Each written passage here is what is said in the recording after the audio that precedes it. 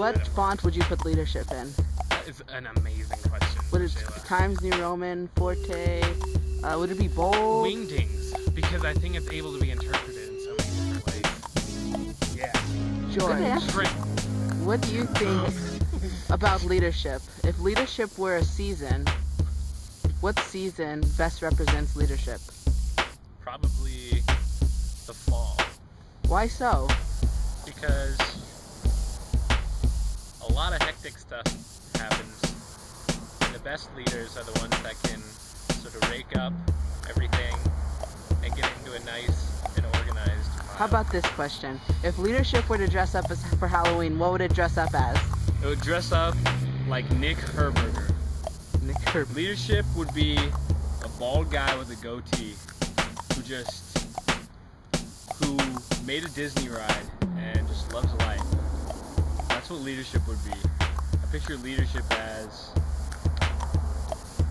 a middle-aged bald guy. Michaela, if leadership were a boy, what kind of boy would it be? If leadership were a car, what kind of car would it be? If leadership were a boy in a car, what kind of boy and car would it be? Travis, what is leadership? With that, I went out and did the normal logical thing, which was pick up 20 or 30 books, read them all, and then experiment on a regular basis with my staff. But out of all that, I would say I have come to a personal sort of definition of leadership, which then largely drives style. And I've essentially established, and it's largely consistent with what you put forward, but I have identified leadership as the ability to, or the act of influencing others to achieve a agreed goal. And then in my particular case, I think that captures leadership. I'm going to exert influence on this group of people to achieve some agreed objective, and the extent to which I identify the objective or we collectively identify the objective. Travis's style of leadership. So I tend to be, or at least I try. You'd have to interview staff, I suppose, to find out what the practice is.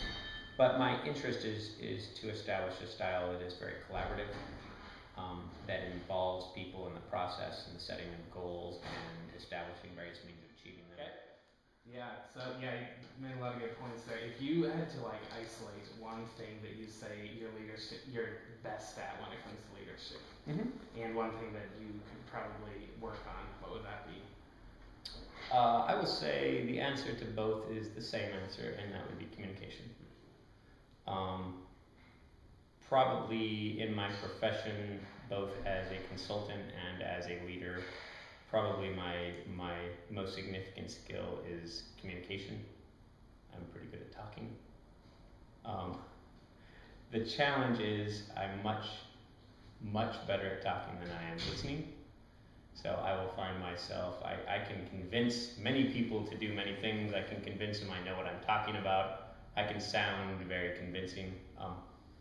But reflecting back to the interview of 16 years ago, I can pull it. I still have a copy of it. I get all the way to the end. I got the job, so obviously it was successful. But the little notes that the people write on the side, the note at the end of the interview after my "What do you want to be in 5 years?" was likes to listen to himself talk. Travis struggles when I don't do particularly well. I'm not as successful as I'd like to be with poor leadership. I'm not necessarily the best follower out there, and my ability to follow diminishes significantly when the leadership that I'm offered is not as strong as I'd like it to be. So, What skills Travis looks for in an employee? I would suggest to you that if the four of you guys brought in your senior high school yearbook, you set it down, and you went through the senior class, and you figured out how many times each person in your senior class had a photograph in the book. So let us say that you all have one, And then in sort of that, well, there's a picture of them here and a picture of this club and that. You have 2, you have 4, you have 8, and you have 10. I would suggest to you that had I the ability to track that the likelihood of success in my industry would be proportional to the number of photographs you had in that book. So when all that stuff that they come through and they say life isn't a popularity contest, I'm not convinced that is in fact not still the case. Because you might be brilliant, but frankly you're kind of irritating. And we don't really like working with you, which means they're not really going to contribute to your success, and I'm not going to spend a lot of time with you, and you're going to wither and die. Okay? And you're just damn irritating. You're just difficult to work with and kind of a knob. We don't work with you at all. Okay? You're pretty good, but people just like you. And you get along with all types. You can roll in and there's a bunch of attorneys over here, and you can dress the part and roll in and work with them, and walk out the door and head down to the site and work with a bunch of general contractors and construction workers, and they all like you too. And they just find you easy to work. Frankly, for everything else, probably going to pick the guy that's easy to work with. Travis's advice. That's an easy answer. I sat down here at this table a year ago. Thank you for coming. Bye, George. Thank you very much. Enjoy. With a young man that graduated from Gonzaga University. And not to be dismissive or disrespectful, he had really nice hair.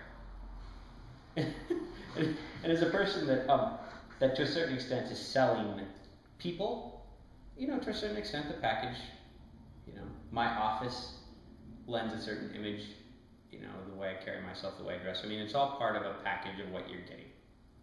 And so, to a certain extent, I pay attention to whether their shoes are polished and what they're wearing. But this is a very nice-looking young man. He had very nice hair.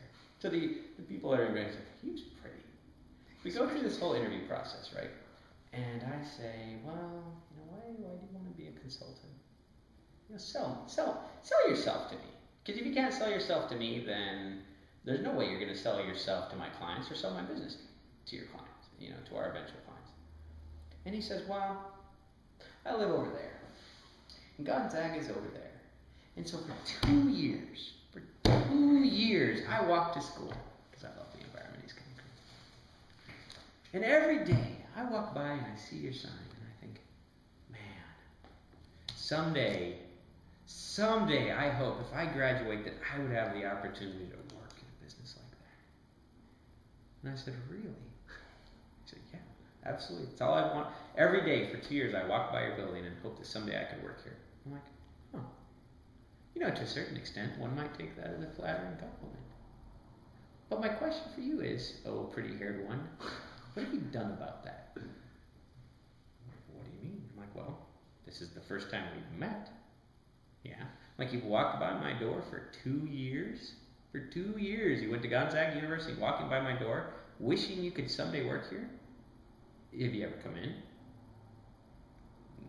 No.